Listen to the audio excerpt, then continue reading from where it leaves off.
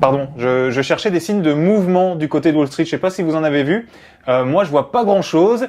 Calme ou quasi très calme ce mercredi matin du côté de New York. Alors, est-ce que c'est la pluie qui s'abat en ce moment sur la ville? Pas sûr. Est-ce que ce sont les statistiques du jour? L'indice de prix à la consommation dont la progression reste constante, toujours plus 1,7%, ou peut-être les demandes de prêt qui, elles, doublent en cette deuxième quinzaine d'octobre en passant de 5,6, plus 5,6 à plus 11,6%. Impossible à dire, mais toujours est-il bien que les indices américains prennent leur temps en cette première partie de journée mercredi, à l'équilibre ou presque, vous le voyez, pour le Dow Jones, le S&P 500 et le Nasdaq. Trois indices qui avaient peut-être besoin de souffler tout simplement après les très bonnes performances d'hier.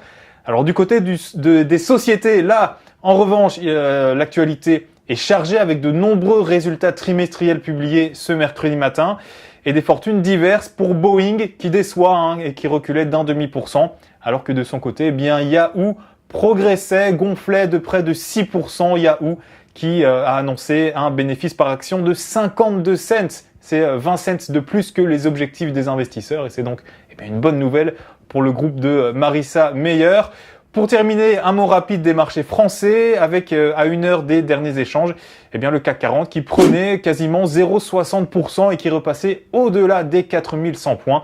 Le tout sur fond de rumeurs concernant l'échec de pas mal d'établissements lors d'un récent stress test, un stress test, décidément, dont les résultats seront publiés ce dimanche par la BCE, la Banque Centrale Européenne. Salut.